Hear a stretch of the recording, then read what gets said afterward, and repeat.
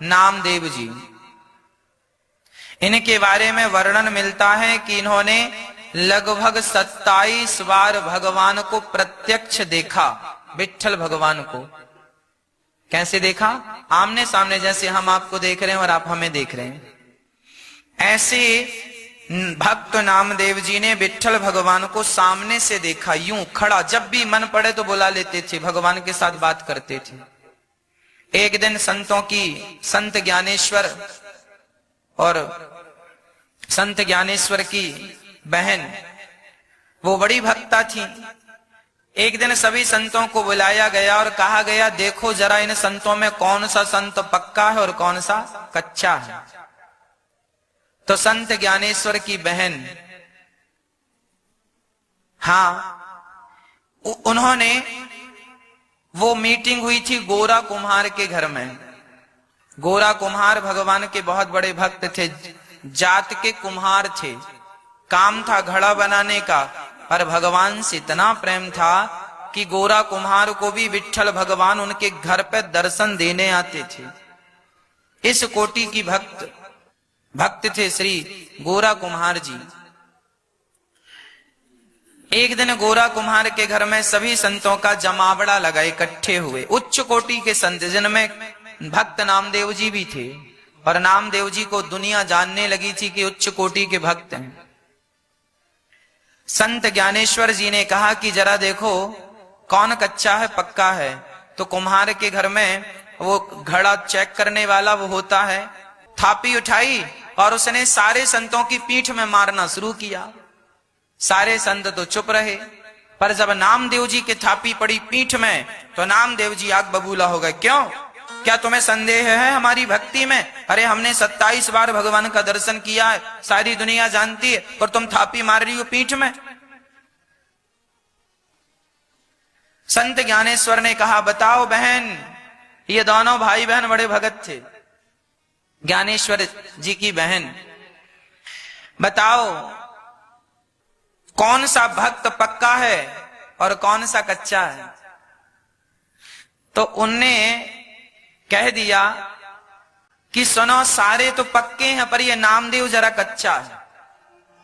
अब नामदेव जी को भरी समाज में ये कहा गया कि अभी ये सच्चा भगत नहीं है, ये अभी कच्चा है, जरा सा कच्चा है।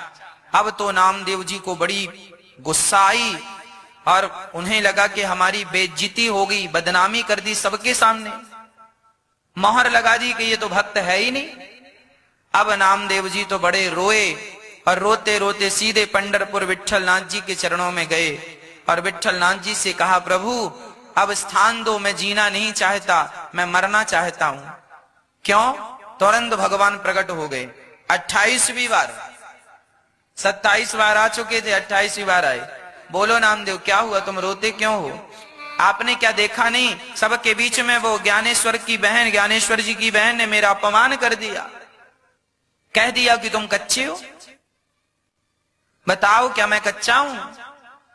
भगवान विट्ठल नाथ जी ने कहा, नामदेव बुरा ना मानो, तुमने मेरा 27 बार दर्शन किया है और आगे भी तुम 50 बार दर्शन कर लो, जब बुलाओगे मैं खड़ा हो जाऊंगा, मैं आने को तैयार हूं। पर उसने गलत नहीं कहा, तुम अभी सचमुच कच्चे हो। अब तो जमीन खिसक गई पांव तले। अरे जिस आदमी को आप मिल गए हैं प्रत्यक्ष रूप में, वो आपको पाने के बाद भी कच्चा रह सकता है क्या? तब कहा भगवान विट्ठल नाथ जी ने, देखो नामदेव, तुमने अभी तक किसी गुरु की शरण ग्रहण नहीं की, तुमने अभी तक गुरु नहीं बनाए, तुमने डायरेक्ट भक्ति करके मुझे तो पा लिया, पर मुझे पाया है तुमने बिना गुरु के। तुम्हारी भक्ति इतनी सच्ची थी कि मैं तुम्हें मिल गया, पर तुमने गुरु नहीं बनाया, इसीलिए अभी तुम्हारी भक्ति जरा सी कच्ची है। वो कब पकेगी प्रभु? जब तुम्हारे जीवन में कोई गुरु मिलेगा। तब नामदेव जी ने पूछ लिया कि आप ही बताओ कि मेरे लिए ठीक गुरु कौन है। कहा कि पास में ही जंगलों में एक संत पड़े हुए हैं, नाम है खेचर। अब वहां से नामदेव जी चले, विट्ठल विट्ठल विट्ठल विट्ठल विट्ठल विट्ठल विट्ठल जपते जपते गए तो जंगल में एक शंकर जी का छोटा सा मंदिर था, तो वहां पर एक खेचर संत पड़े थे, नाम था खेचर दास पड़े थे। वो खेचर दास जी जो थे ना, वो शंकर जी के ऊपर पांव रख के सो रहे थे, शिवलिंग पर पांव था और सो रहे थे।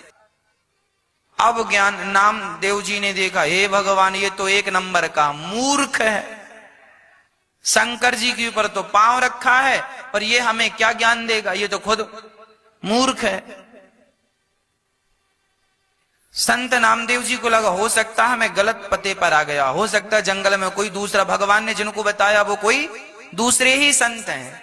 तो आगे जब निकल के जाने लगे तो आंख बंद किए कि ये खेचर दास जी ने आवाज लगाई, अरे नामदेव यहां आओ। अब नामदेव जी दंग रह गए, अरे इनको मेरा नाम कैसे पता? आए, आपको मेरा नाम कैसे पता? अरे बेटा तुम्हें कौन नहीं जानता, विट्ठलनाथ जी ने भेजा है ना। अब तो और दंग, इन्हें कैसे पता कि विट्ठलनाथ जी ने भेजा है? अब समझ गए कि कुछ गड़बड़ है। तुरंत हाथ जोड़कर प्रश्न किया नामदेव जी ने, प्रभु आप इतने सर्वज्ञ हैं, ज्ञानी हैं, भक्त हैं, तो शंकर जी के ऊपर पांव रख के क्यों सो रहे हैं? ये तो अपराध है ना, कोई भक्त भगवान के ऊपर पांव रखे तो अपराध है। तब संत ने कहा, देखिए गुरु क्या सिखाना चाहता है अपने शिष्य को। नामदेव जी तो पके हुए थे, जरा सी कसर थी, है ना। तो संत ने कह दिया, अच्छा नामदेव एक काम करो, शंकर जी जहां नहीं है वहां मेरे पांव उठा के रख दो।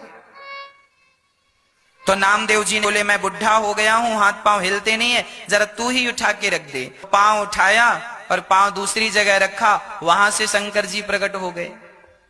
फिर घुमाया पांव खेचर जी के, तीसरी जगह नामदेव जी ने रखा, वहां से शंकर जी। तब खेचर दास जी ने कहा, बेटा नामदेव तुम्हें यही समझाने के लिए विट्ठल जी ने मेरे पास भेजा है। तुम केवल विट्ठल जी का दर्शन केवल विट्ठल जी के मंदिर में करते हो, यही तुम्हारा कच्चापन है। तो फिर पकापन क्या है, कैसे पकेंगे? बोले जिस विट्ठल का दर्शन तुम विट्ठल जी के मंदिर में करते हो, उसी विट्ठल का दर्शन सब में करना स्टार्ट कर दो। सब में ईश्वर है, यह दृष्टिकोण बना लो, फिर देखो तुम पक जाओगे। अब की बार खेचर के ज्ञान से नामदेव जी इतने प्रभावित भये कि उन्होंने उसी जंगल में कुटिया बनाई और बड़े प्रेम से रोटी बनाते व खाते। एक दिन उनकी रोटी ना कुत्ता मुंह पे दबा के भागा, तो नामदेव जी घी की कटोरी लेके दौड़ पड़े। अरे प्रभु जी रुक जाओ, अरे प्रभु जी रुक जाओ, क्या हुआ क्या हुआ? अरे बोले कुत्ते के पीछे दौड़ पड़े नामदेव जी, सूखी रोटी ना खाओ, आपने घी दिया है, घी तो चुपड़ लो। लोगों ने कहा ये कुत्ता है और तुम क्या कह रहे हो? नामदेव जी ने कहा तुम कुत्ता समझ रहे हो और ये कुत्ता नहीं, इस जीव में मेरे विट्ठल नाथ हैं, हर जगह मेरे विट्ठल, ये विट्ठल भगवान है।